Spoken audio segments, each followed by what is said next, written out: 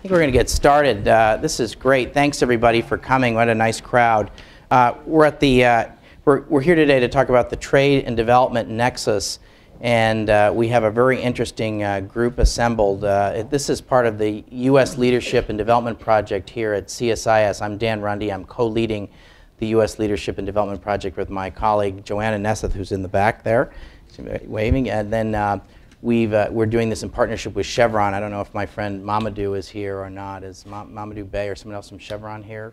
Anyway, so Mamadou will be here shortly, I suspect. So, and it's a new 3 to 5 year initiative that we've launched with, there's information about it outside. But one of the areas that we're focusing on is the role of the private sector in development. And so we've had a series of discussions with folks from OPIC and from USTDA.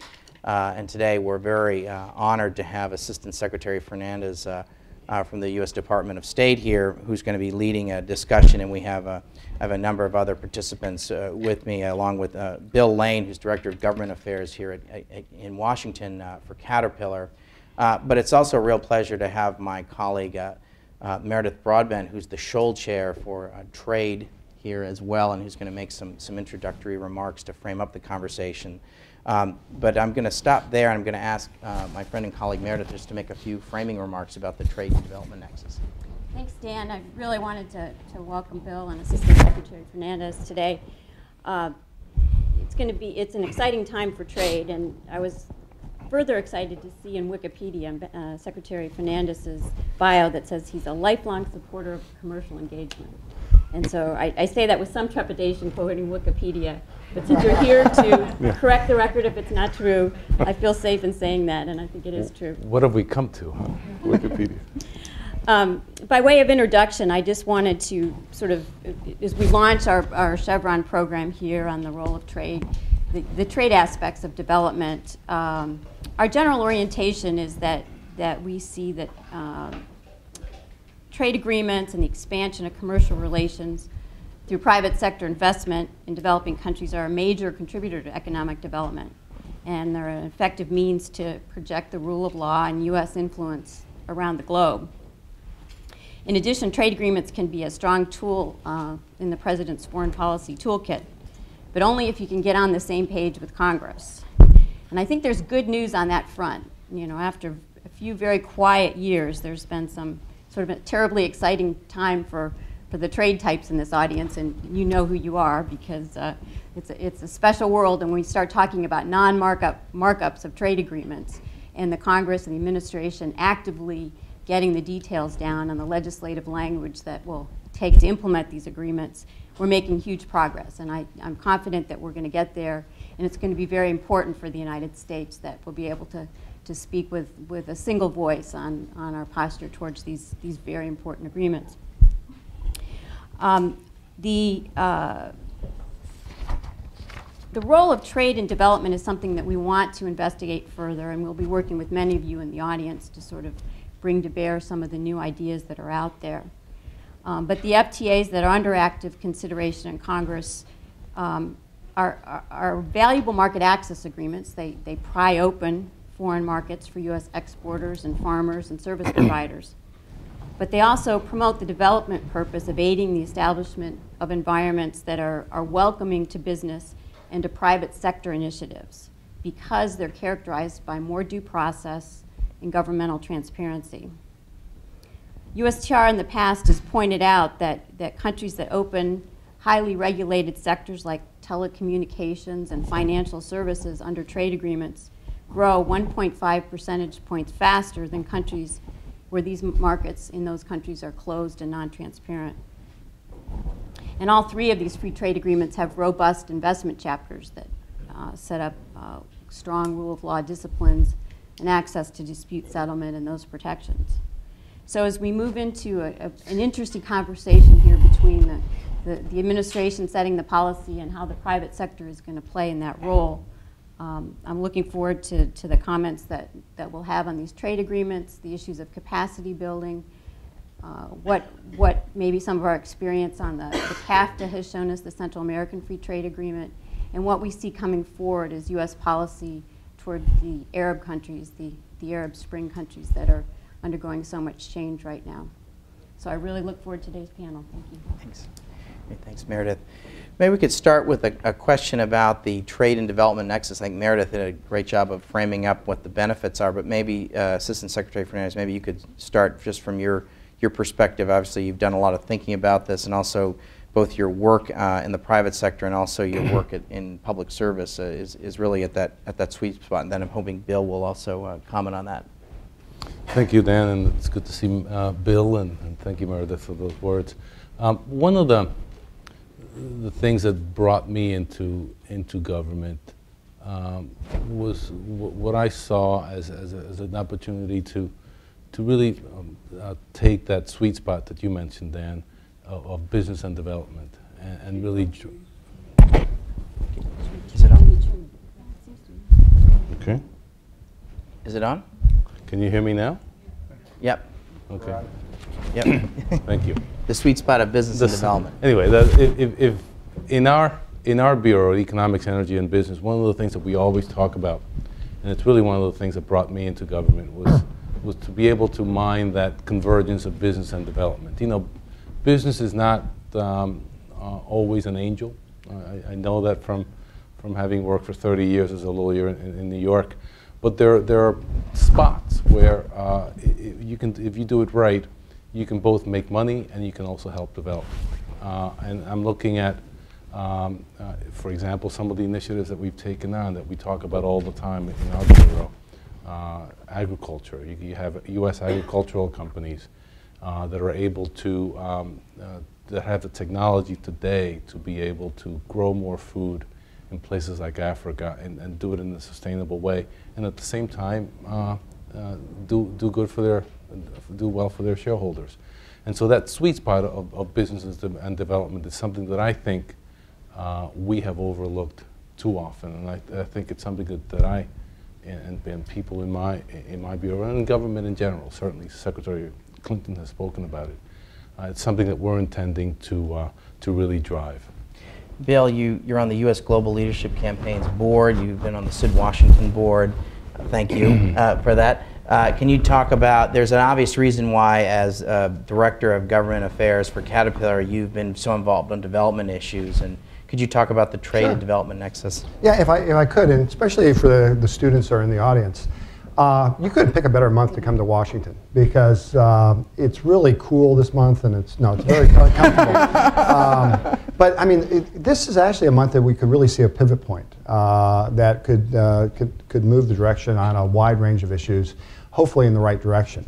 I've been with Caterpillar for 36 years, a long time. And I have to tell you, in some ways we haven't changed. In some ways we have. I mean, we've always been focused on exports and on overseas markets.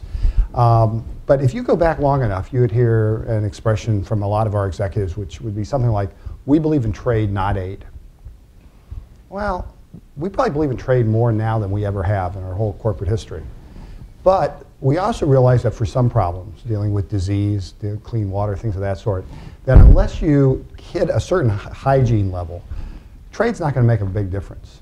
So you really do have to address the AIDS epidemic in Africa or Latin America or Asia. You really do have to go after governance issues that we're trying to do with the MCC and what have you.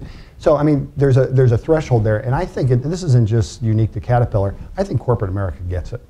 And as a result of the U.S. Global Leadership Coalition, we've got a couple hundred companies that play a big role to try to make sure that the international affairs budget is adequately funded. And we've seen pretty good growth in that budget over the last 10 years. Secondly, over half of what we make in the United States at Caterpillar, we export. And we've always been big exporters. But in the last 4 years, something else has changed. Over half of what we export now, we export to non-OECD countries. So this notion that there's a great promise in the developing world, the promise isn't there anymore. It's a reality. And if you're not part of it, you're really missing out on an opportunity. One of the initiatives I'm trying to champion up at Penn State is young people love to go overseas. We liked to go overseas when we were students.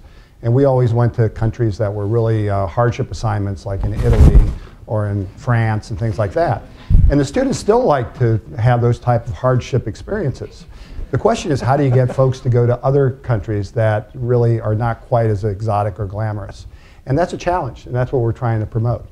So, the point being, there's a lot of ways you can address this, and we're going to talk about bilateral agreements, we're going to talk about regional agreements, but more than anything else, there has to be a change in focus. And that change in focus has to be one dealing with engagement, dealing with embracing the future, than trying to hide from the future. The American companies that have done the best job, and this is a bit of an advertisement, I think Caterpillar falls in those ranks, are the ones that have seen the future as an opportunity, and we haven't tried to hide from it. So whether it's proposed sanctions against China, or whether it's protectionist initiatives dealing with rapidly growing countries like in India and in Latin America, countries or companies and peoples that have focused on opportunities have had the most success.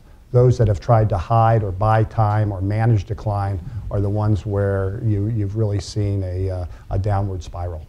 Bill, let me start with you, and I want to bring in Assistant Secretary Fernandez, and also Meredith might comment on this as well about, we've talked a lot about Colombia and Panama. We were talking about this earlier.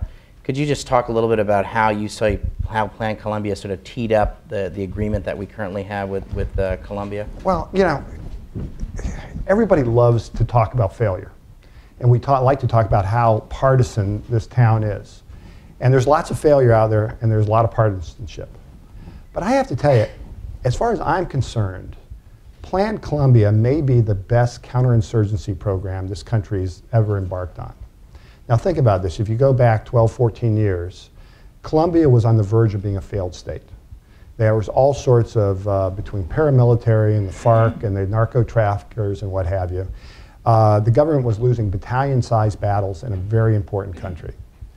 The US, by embracing smart power, and this was President Clinton teaming up with Speaker Hastert, they started up a program, Plan Colombia, which was really an effort to embrace both improving the hard power aspects of foreign policy, but also the civil society aspects. They did it for a sustained period of time. It was never an inexpensive endeavor. It was never a perfect endeavor. But when you look at the cost of the entire 12-year period, it's about equal to 3 weeks in Afghanistan.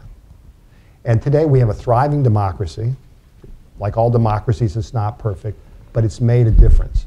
Today, wherever you go, people talk about we need to do a better job embracing smart power. Well, this is a place where we really did do smart power. And now, hopefully in the next few weeks, we're going to cement those gains with a free trade agreement. So what do we get out of the free trade agreement? For those of you who need to regulate your fatigue, we have a guaranteed access to good coffee for as long as the eye can see. For those of you who sometimes miss important dates, you have an ample supply of flowers. And for those of you who thought your mother loved your sister more than you can always give her flowers at Mother's Day at a very reasonable cost. Not only that, people don't realize how important the Latin markets are. Some of the biggest coal mines in the world are in Colombia. So Caterpillar, it's one of Caterpillar's 10 largest export markets. Peru, that a free trade agreement went into effect two years ago, we saw our exports to Peru go up 60%. And one of my favorite trade agreements that I've ever worked on was on Chile. And what we saw with Chile was US exports to Chile went up threefold, and US imports from Chile went up threefold. But what did we get? We got fresh grapes in the winter, which made us all a little healthier. And we got crushed grapes year-round, which made us all a little happier. So, the trade notion doesn't solve everything, but I have to say one thing. It does make life better by both those who export and those who import. And if I had one slight criticism of some of our current leaders, we're now talking about trade, but only in an export context. We need to talk about trade both ways, because we benefit, for the really young people in here, the Pokemon card that you received, was that more valuable than the one you traded? And trade is important, and we benefit both from the export side of things, but also from the import side. Assistant Secretary Fernandez, Plan Colombia, the Colombia and Panama free trade agreements, the opportunity.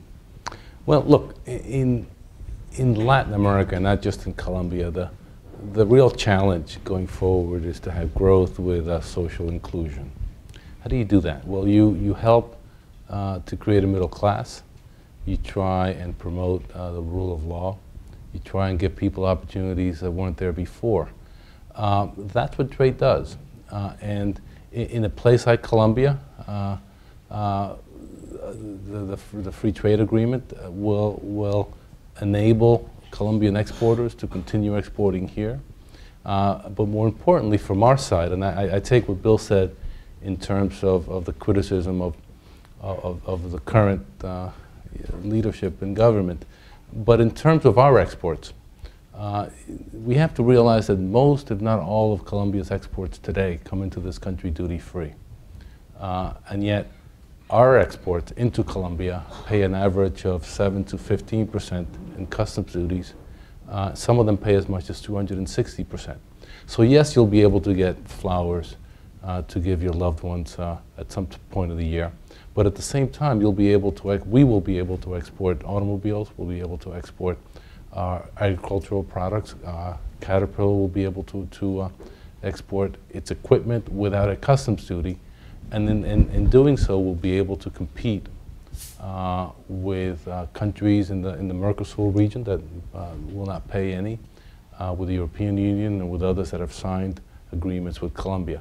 So what we have to realize is we will help, and it's a good combination of business and development. It will help our exports. We'll be able to continue exporting into what is today the third largest market in Latin America for the U.S. But at the same time, we'll be able to promote growth, and we'll be able to promote stability, and we'll be able to solidify the changes that have been brought about by Plan Colombia. Plan Colombia has gone through its first stage, and that first stage was an economic, it was a military stage. But at this point, the challenge is to solidify that and to do that in a way that's sustainable. And the only way you're going to be able to do that is with trade, with growth, and with social inclusion. Great. Okay, well, let me ask you, we were talking about earlier as well in the green room about the Arab Spring, and you gave some remarks at the Egypt Forward conference that I thought was a great conference that USTDA put on last week. On less than 2 months' notice, had 1,000 people. Any number of different ministers from the traditional governments in Egypt had the whole Obama administration was. You guys were there in force. It was really a great success on the part of TDA, and I think a great success for the Obama administration. You gave some remarks there, and you've also given some remarks recently. You were in Tunisia, so you've been thinking about and working on the issues of how to consolidate the gains of the Arab Spring. Could you talk a little bit about what needs to happen there? And sure. Well, I mean, that was a great conference. And by the way, USTDA, there was an agency where you get the bang for your buck. That's a great little agency, and it does a fabulous job. We have been at the State Department, in our bureau, we've been working in North Africa really for the last 6 to 9 months before the beginning of the Arab Spring. My first trip to the region was back in November. And the reason we did that is that you could see that there was a problem brewing. You had a demographic bulge. You had 30 to 40% of the population between 18 to 25 years of age. The unemployment rates were high, and the more educated that you were as a young person, the harder it was to get a job. That was a recipe for a disaster. That was a recipe for unrest. What we've been trying to do since then, and basically again since the end of last year, was to look for ways where we could work with governments to help create jobs, and to do so by using the private sector, by trying to create help create small and medium enterprises, by bringing entrepreneurs into the region, by bringing U.S. investors into the region, by talking about what the private sector could do in North Africa and in Egypt, and to do so in a way where we could both benefit, where our businesses could export and could invest in these places, and at the same time having their private sector also have better links and with the private sector in the U.S. Great. If you could talk about the Doha Round, I want to shift to the Doha Round. We've had a discussion about this bill. Maybe I'll ask you to lead off, and then maybe perhaps Meredith, you might comment on the Doha Round as well, and then we'll let Assistant Secretary Fernandez comment. Bill, we're at sort of an interesting place in the Doha Round, right? Maybe you could just comment on. I mean, this was supposed to be the development round. You know, you're always trying to find the right cliche. You know, if you gotta have a cliche generator, and you know, one of them is it's always darkest before the dawn. And the only thing I can say, it's been a very long night, and we're hoping that's true. But so far, we're still in that dark period. You know, historically, we've had these rounds, if you will, through the multilateral negotiations. And the last one was the Uruguay round, which was completed in 1995. Very comprehensive. It was probably the most ambitious of any of the rounds. I think there was about 9 of them going back. This was sort of the unwinding of the protectionism of the 30s that took place, and it was part of the Bretton Woods reforms and what have you. And it's worked. It's reduced trade barriers pretty remarkably. And after 9/11, we launched the Doha Round. And the goal was to focus primarily on the developing countries. But of course, you're always using this as a way to reduce trade barriers overall. We've got a 10th year anniversary coming up. And there's always positioning that takes place. But you have, whether they're companies or whether they're NGOs or whether they're governments, everybody has their own strategy that they're involved with. From a Caterpillar point of view, I mean, this could be the mother lode of free trade for Caterpillar. As part of the Uruguay round, developed countries eliminated their tariffs on the machines that we make. So if you buy a Caterpillar bulldozer in the United States or Europe or Japan, there's no tariff on it right now. But there's still pretty sizable tariffs in a lot of the developing world. And as part of the last proposal by the Europeans, they said, well, you know, for these 10 sectors of the economy that agreed to zero tariffs in developed countries, let's make that for everybody. And so that included like machinery or agricultural machinery and medical equipment and paper and wood products, beer. It had beer. You know, you imagine that would come right to the top of the list. Distilled spirits was in the list. But anyway, there's pharmaceuticals was another one. So you know, there's some strong commercial benefits, but it's good for consumers as well. But it's really not gotten a whole lot of traction. Nobody's really embraced that concept so far. And then you've got sort of, okay, let's just focus on what helps developing countries. So there's talk about a Plan B, and that deals with capacity building. You know, essentially removing trade barriers that are sort of man-made in the sense of bad customs regimes and what have you. Or duty-free, quota-free, in other words, for the LDC countries, for the poorest of the poorest countries. Let's get rid of all tariffs and quotas, which would be very, very positive, particularly for the Cambodias of the world and the Bangladeshis. Just a factoid, if you will. The U.S. gives Bangladesh about $70 million a year in aid, and we collect about $600 million a year in revenue in the way of tariffs, because they produce the products that have the highest tariffs on them, clothes and shoes. So you know, this would be an opportunity to really help those type LDC countries, and that really hasn't gotten much traction, which really raises the question.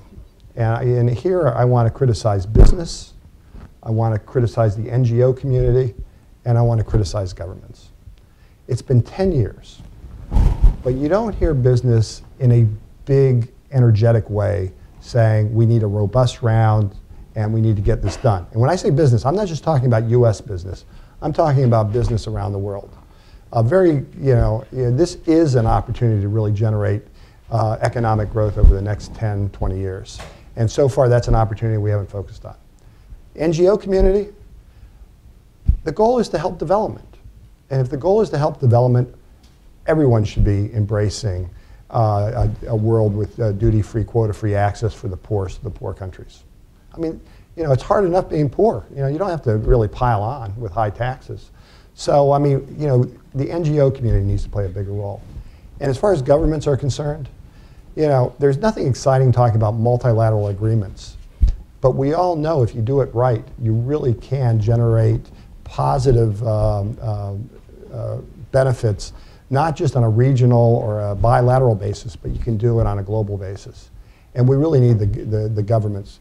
We don't have folks talking like they did when we had the Bretton Woods talks. We don't have some of the leaders on both sides of the party that will really address these issues. I remember during the Uruguay round, Senator Moynihan, in a talk show that was dealing with some scandal at the time, stopped the talk show for 7 minutes to give a boring rendition about the GATT.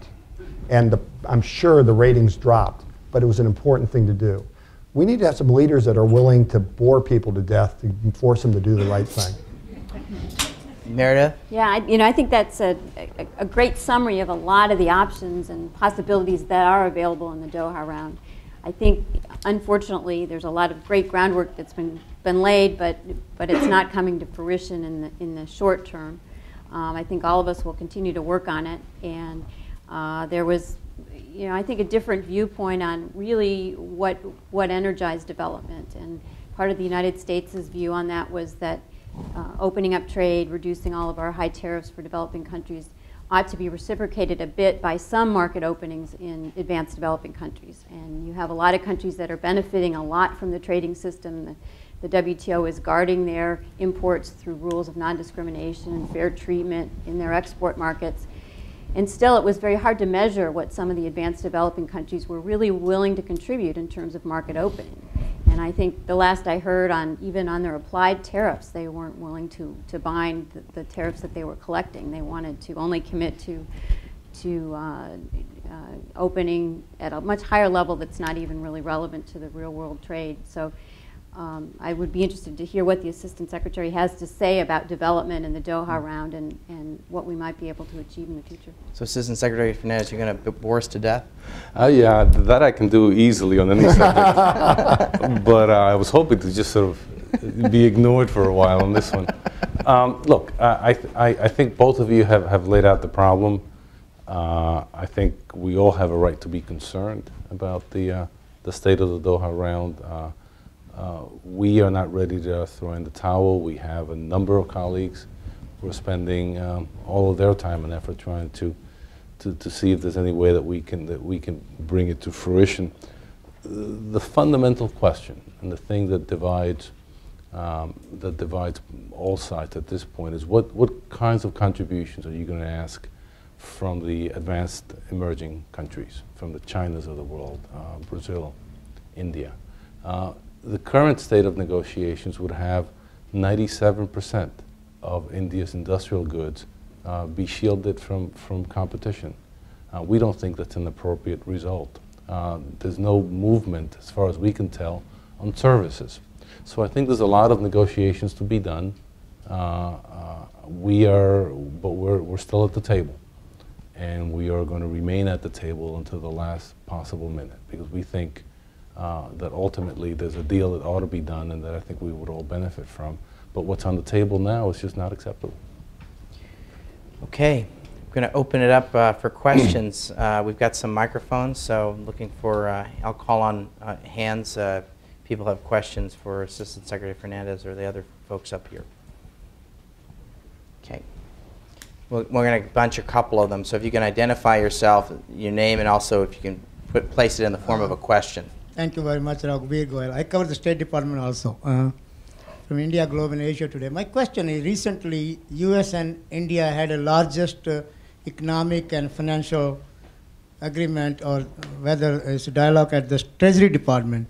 So where do we stand now as far as India-US economic relations and trade relations are concerned? Because now India is seeking second green revolution also from the United States, and also finally some equipments also they are seeking security and also economic development. Other questions? Let me bunch these together. Other questions we can take. The woman in the back. I think this one. Yep.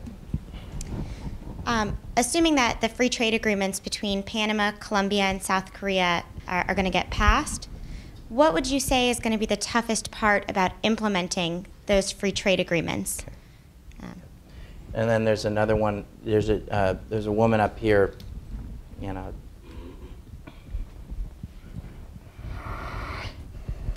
Thank you so much, Sherry Stevenson, Organization of American States. When the panelists responded to the question about duty-free, quota-free, I don't think that they actually responded to the duty-free, quota-free element for the least, which is only applicable to the least developed countries.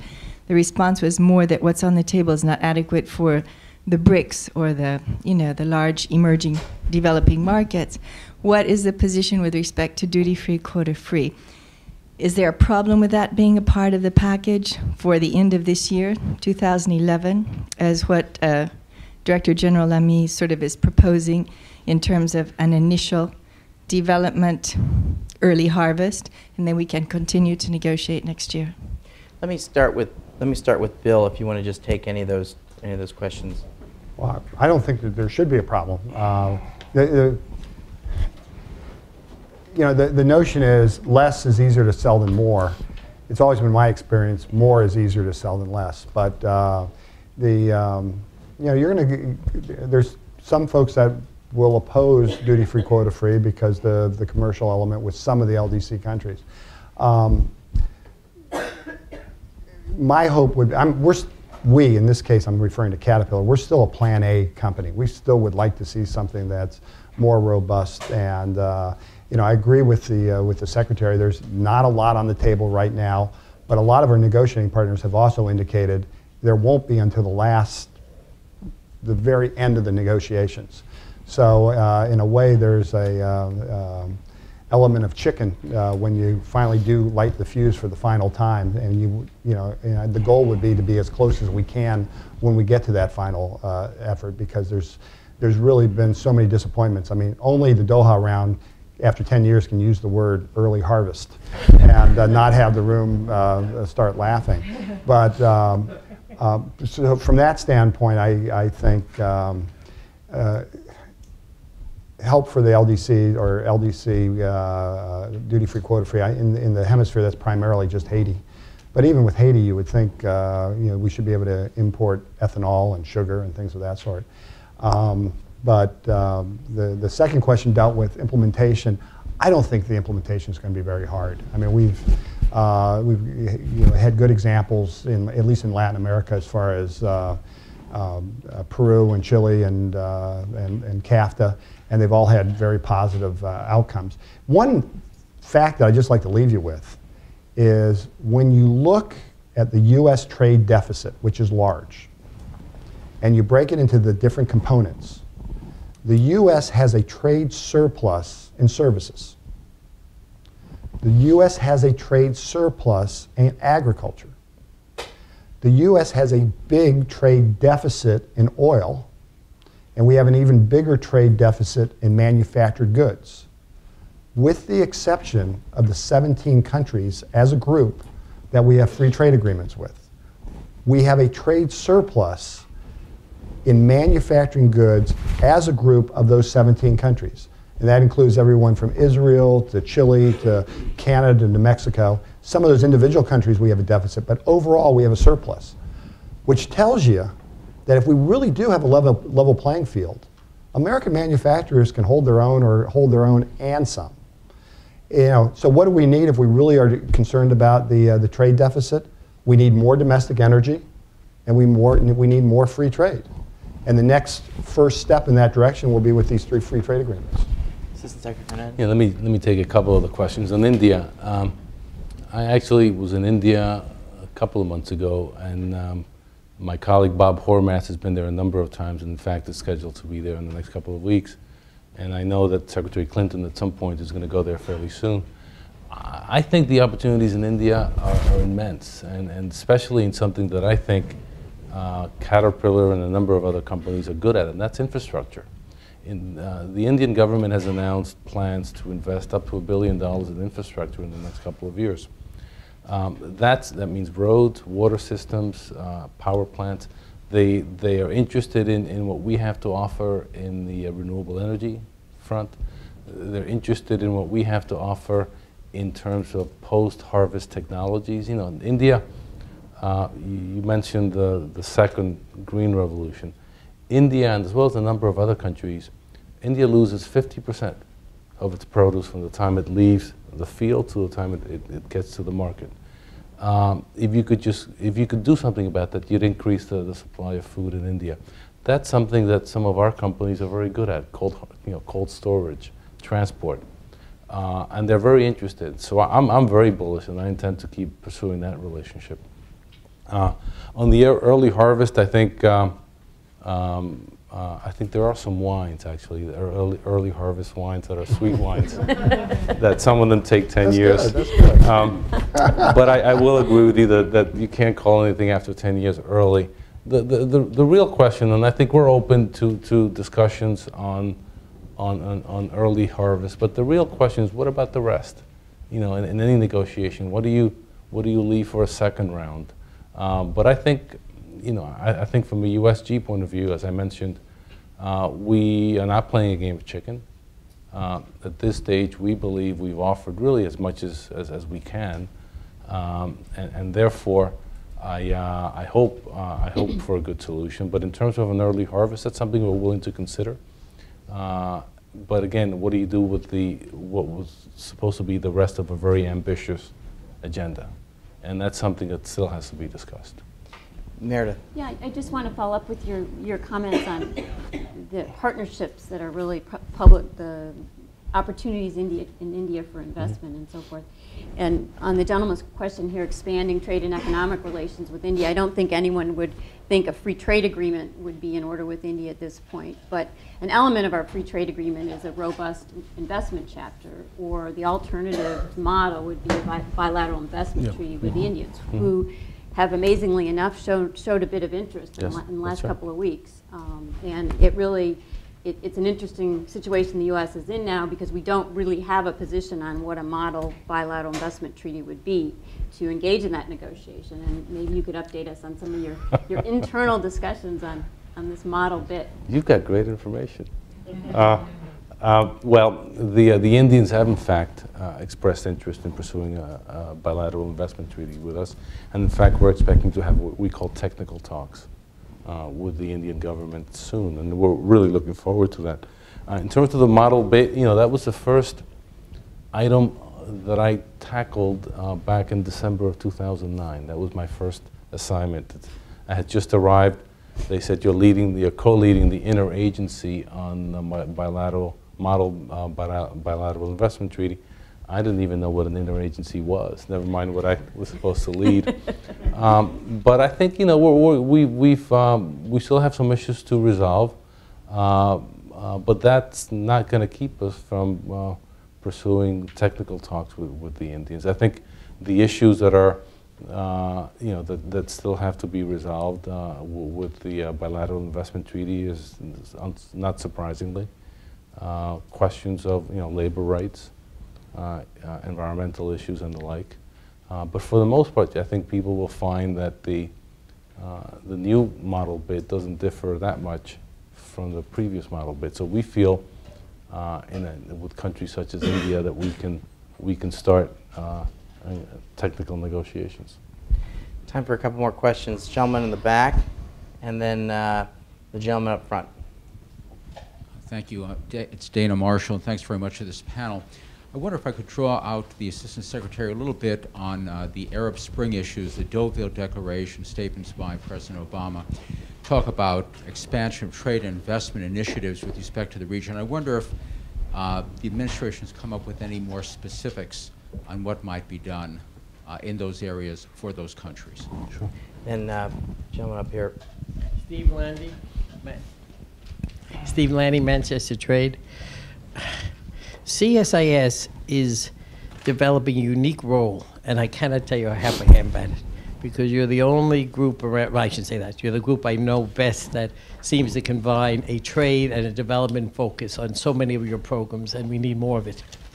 Let me chat a little bit about DFQF and Sherry's question, who could be opposed to that?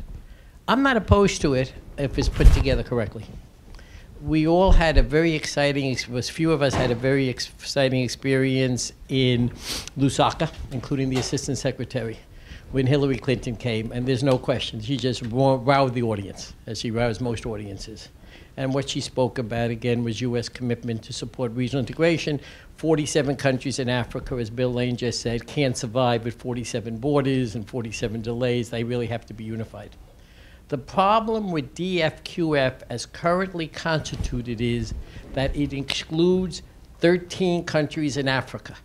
You cannot have regional integration in Africa at the same time as you are giving 30 countries, whatever it is, duty-free access, but not the other countries. Now, what the European Union did, which at least in my view as both trade and development was a sin, they told the countries, hey, we don't care whether you form your regional integration. If you want to export your cocoa and you're not in LDC, you guys simply have to enter into a free trade agreement, which has completely frozen regional integration in 2 or 3 regions in Africa. So the issue which I do really ask is, when you're considering this, let's be proud of our Go example. We also have an example in public health, and let's simply say that Africa is on its own development course. We are pushing regional integration, and therefore the beneficiaries of DFQF should be the least developed countries, but also the poorer countries or the countries within Africa. I have not heard anybody yet tell me they had a competitive burp about imports from Cameroons. And the U.S. steel workers haven't called me, and the automobile workers, and said they're worried about Congo, Brazzaville. But these are countries which happen not to be LDC. So the only question, and I'm only asking the Assistant Secretary for a position because I'm just raising the issue, but I really would insist that if we do the DFQF as part of the early harvest, that we do include the same kind of thing we have in AGOA and designate all the African countries that belong to regional communities, and then require of those regional communities over a number of years that they should begin to negotiate slow, increasing forms of reciprocity. Thank you. No, I thought it was well put, very articulate. Something that's, you're never going to see a representative from Caterpillar talking about less trade liberalization versus more. We're going to take free trade wherever and whenever we can get it. But if I could, because we're running out of time, I would like to leave you all with one thought, and it's really the challenge that's before us. I've been doing this a long time, and when you're in the middle of a lot of these efforts, whether it's the free trade agreements right now or whatever, sometimes you lose a sense of perspective, and then later on you have a chance to reflect. I now truly believe that Bill Clinton was America's greatest free trade president. I really believe that. And I believe President Bush, 43, did more to help poor people around the world, especially in Africa, than any American president. And I'm absolutely convinced that neither one of them got one vote for those 2 legacy accomplishments. And our challenge here is we got to figure out a way to get our leaders to do the right thing, and to the degree possible, make sure they get credit for doing the right thing. And that is a challenge, whether it deals with trade, whether it deals with development. I think we all we can talk about nuances, but we all sort of know the right answer. The question is, how do we implement the right answer and do it in a way where it's in people's self-interest? And here I'm talking political self-interest. So that's the objective. And, so tonight when you're drinking that Chilean wine, ponder that question and come back to us with some answers. So, and maybe that's the answer in itself. Go ahead. Meredith, I'll give you a chance on this issue of DFQF. Do you want to just comment on that? Well, I think there are a lot of technical issues associated with that and a lot of political issues, and it again raises the being on the same page with Congress and the administration, because that will take legislation and to implement that. So I think you're going to need a comprehensive view of where the United States wants to be in the Doha round, what the next steps are, and whether it would make sense to implement that unilaterally without getting a broader package of contributions from developing countries that will be in their own interest. Assistant Secretary Fernandez. Let's take the Arab Spring question first. We've announced a number of items that I think are concrete. Secretary Clinton announced a $2 billion OPIC fund to help private investment in North Africa and the other parts of the Middle East. Our bureau, and the reason I went to Tunisia a month ago, was to work on what we call the North African Partnership for Economic Opportunity, NAPIO. You may have heard about that. And that's an effort to bring U.S. entrepreneurs and U.S. investors into North Africa, and to have linkages between universities, investors, and young people. We will have delegations of entrepreneurs that will be going to Morocco, to Tunisia, and to Algeria in September and October. We'll bring entrepreneurs there. We'll also bring investors. And because one of the things, there's a lot of potential in a place like Tunisia and a place like Egypt, but you've got to find investors that are willing to incubate some of those ideas. And we've, for example, a couple of months ago, we had an entrepreneurship contest in Egypt where we had 100 entrepreneurs, Egyptian entrepreneurs, come and talk to U.S. investors, and you actually had some deals that came out of that. So we will have concretely entrepreneurship missions, university linkages missions, and cultural missions for entrepreneurs, cultural entrepreneurs, in the next 2 to 3 months. We're also working to support Egypt's request to be eligible for EBRD funding. That's something that the EBRD did very, very well in 1989 and the late 80s in Eastern Europe. If they can play the same role in North Africa, that's something that we would support as well. So I think, I think you'll see a number of initiatives as well that aren't as public, but I think are also quite important. For example, in Tunisia, one of the things that I proposed to the government, and they seem willing to entertain it, is an open skies agreement. Open skies agreement is an agreement to liberalize air traffic between two countries. Well, 11% of Tunisia's GDP is made up of tourism. That tourism is down to 50%.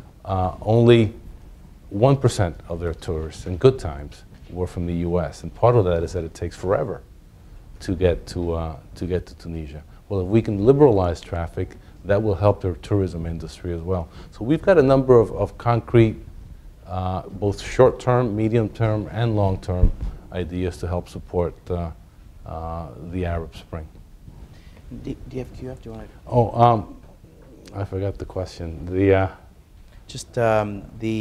you would unilaterally, we would do a unilateral DFQF absent the rest of a package. You know, I'm not sure. I'd have to get back to you on that one. I think, certainly, I think we are open, and USTR is open to discussing it. Whether it's something that on its own we'd be willing to support, I'd need to check with my colleagues. Okay, I think our time is come to an end. Please join me in thanking the panel. Okay, we've got just coming attractions on July 28th. Brian Atwood, TBD the time, but watch this space. We're going to have Brian Atwood, who's the head of the DAC and former head of AID, will be here. So that's a Thursday, July the 28th. So thanks everybody for coming. Thank you. Thank you. Thanks a lot. Mr. Secretary, good job. Thank you. Great job, great job. Yeah, I know. We'll celebrate.